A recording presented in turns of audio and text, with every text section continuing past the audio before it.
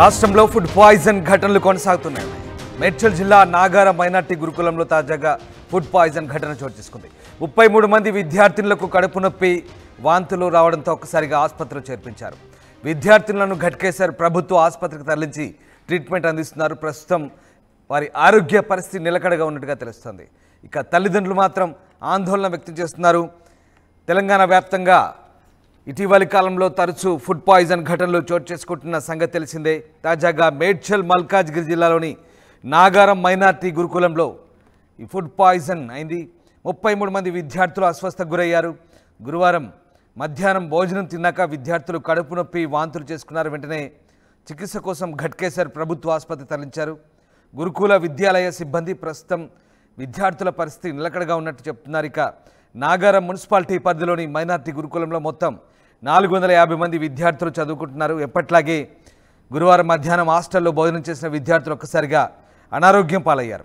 కడుపు నొప్పి, వాంతులు చేసుకున్నారు. దీంతో విద్యార్థులు ఆందోళనకు గురయ్యారు.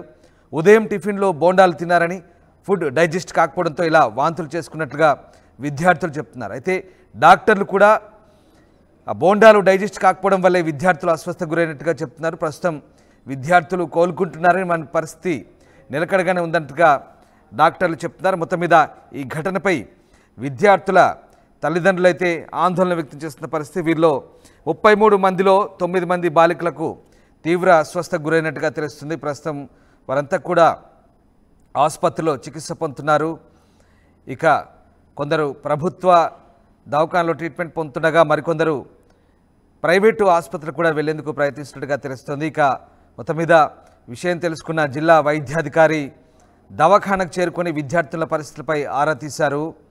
మేడ్చల్ మల్కాజ్గిరి జిల్లాలోని కీసర మహాత్మా జ్యోతిబా పూలే బాలికల వసతి గృహంలో 5 విద్యార్థులకు ఎలుకలు కరిచి గాయపరిచిన ఘటన మరొక ముందే తాజాగా నాగారంలో ఈ ఘటన చోటు చేసుకోవడంతో ఆందోళన కలిగిస్తోంది. మొత్తం మీద అధికారులు అప్రమత్తతే లోపించడం కారణమా, లేదా ఆ వార్డులో ఉన్నటువంటి ఆ వార్డెన్ లేదా ఆ సిబ్బంది నిర్లక్ష్యం కారణమా, ఏం జరుగుతుంది, ఎందుకు ఇలాంటి ఘటనలు చోటు చేసుకుంటున్నాయనే అంశంపై విద్యార్థుల తల్లిదండ్రులు అయితే ప్రస్తుతం ఆందోళన వ్యక్తం చేస్తున్నారు.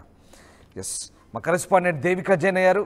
దేవిక, అంటే ముందు ఒకసారి హాస్టల్లో ఏం జరిగింది, అసలు ఫుడ్ పాయిజన్ ఘటనకు సంబంధించి హాస్టల్ సిబ్బంది ఒకసారి స్పందించారు, ఒకసారి చూద్దాం. మీరు కూడా రెస్ట్ తీసుకోండి, మీకు ఏమైనా కావాలంటే డాక్టర్ కూడా అని చెప్పారు. వీళ్ళు హై డైజెషన్ ప్రాబ్లమే తప్ప ఫుడ్ పాయిజన్ అయితే కాదు. ఇన్ కేస్ ఫుడ్ పాయిజన్ అయితే మొత్తం ఓవరాల్ స్టెప్ ఎఫెక్ట్ కావాలి.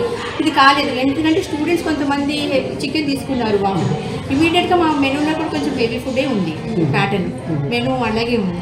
సో మళ్ళీ ఈవినింగ్ టైం ఇది తీసుకున్నారు, పప్పాయ తీసుకునేటప్పటికి పప్పాయ కొంతమందికి పడుతుంది, కొంతమందికి పడదు కదా. అట్లా వాళ్ళు కొంచెం అన్డైజెషన్ ప్రాబ్లం.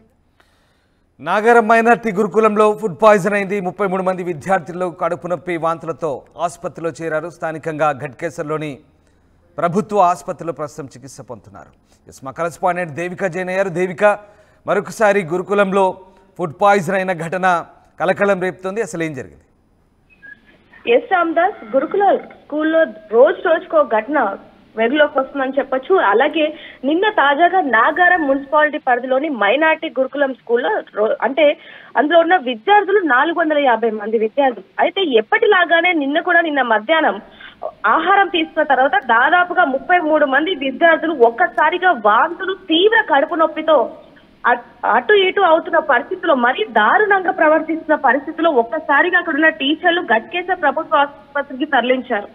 ప్రభుత్వ ఆసుపత్రిలో 33 మంది విద్యార్థులు చేరగా ట్రీట్మెంట్ అందించుకుంటున్నారు. వారి పరిస్థితి బాగానే ఉన్నప్పటికీ అందులో 9 మంది విద్యార్థులకు తీవ్ర కడుపు నొప్పితో ఇబ్బంది పడుతూ, అలాగే ఎక్కువ వాంతులు అవ్వడంతో వెంటనే హాస్పిటల్లో అడ్మిట్ అయ్యి చికిత్స పొందుతూ ఉన్నారు. అయితే అసలు ఎందుకు జరిగింది ఇలా 33 మంది విద్యార్థులు తీవ్ర కడుపు నొప్పితో, వాంతులతో ఎందుకు అడ్మిట్ అయ్యారు అంటూ కూడా డాక్టర్లు ఆరా తీయగా, టీచర్లు ఎవరైతే ఉన్నారో అంటే వారిని అడ్మిట్ చేయడానికి ఆసుపత్రికి తీసుకొచ్చిన టీచర్స్ ఎవరైతే ఉన్నారో వారి నిర్లక్ష్యపు సమాధానం చెప్తూ డాక్టర్ల మీదనే దురుసుగా ప్రవర్తించడం అనేది కూడా డాక్టర్లు చెప్తున్నారని చెప్పొచ్చు. ఏదైనప్పటికీ అసలు ఎందుకు జరిగింది, వాళ్ళు ఏం తిన్నారు అంటూ ఆరాధీయగా పొద్దున బోండా తిన్నాము అంటే డాక్టర్లు కూడా పిల్లల్ని అడగడం జరిగింది. అసలు మీరు ఏం తిన్నారు, ఎవరైతే ఇప్పుడు కొంచెం కోలుకున్నారో విద్యార్థులు 33 మంది వాళ్ళని అడగా మేము పొద్దున బోండా తిన్నాము, మధ్యాహ్నం చికెన్ తిన్నాం, స్నాక్స్ గా సాయంత్రం పూట బొప్పాయి తిన్నాము అంటూ విద్యార్థులు చెప్పడం జరిగింది. అందులో విద్యార్థులు కూడా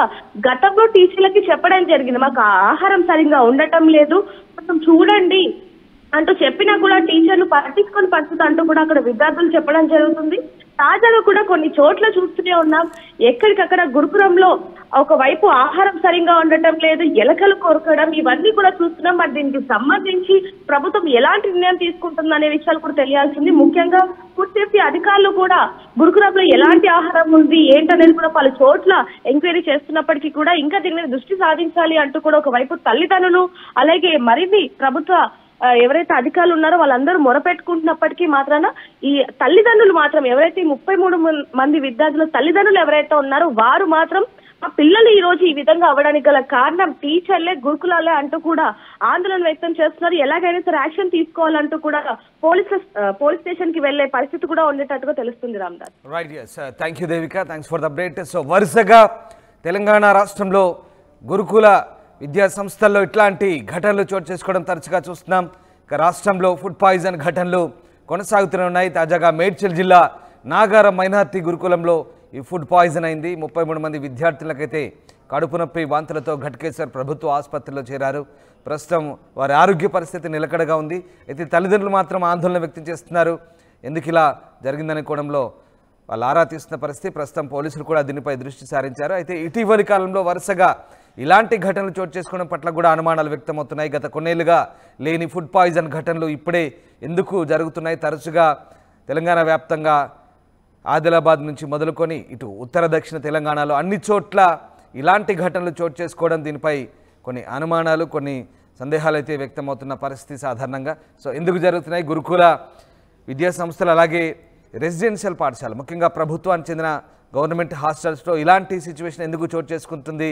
అసలు ప్రభుత్వ అధికారులు ఎందుకు నిర్లక్ష్యంగా వ్యవహరిస్తున్నారనే విమర్శలు అయితే వస్తున్నాయి. దీనిపై ప్రభుత్వం తీవ్రస్థాయిలో దృష్టి సారించింది. ఇప్పటికే మంత్రులు ముఖ్యమంత్రితో సహా అందరూ గురుకులంలో బస చేసి భోజనం చేయాలని ఒక ప్రణాళిక కూడా రూపొందించారు. అయినప్పటికీ కూడా ఇలాంటి ఘటనలు చోటు చేసుకోవడం పట్ల ఆందోళన వ్యక్తమవుతుంది. మరి ప్రభుత్వం దీనిపై ఏ రకంగా స్పందిస్తుంది, ఏ రకమైనటువంటి దర్యాప్తు చేస్తుంది అనేది వేచి చూడాల్సిందే.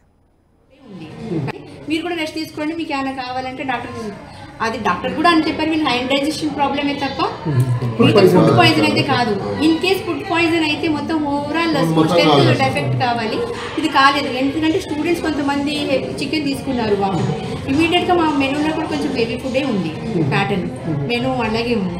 సో మళ్ళీ ఈవినింగ్ టైం ఇది తీసుకున్నారు, పప్పాయి తీసుకునేటప్పటికి పప్పాయి కొంతమందికి పడుతుంది, కొంతమందికి పడద్దు కదా. అట్లా వాళ్ళు కొంచెం హైండ్ డైజెషన్ ప్రాబ్లంలో ఫీల్ అయ్యారు.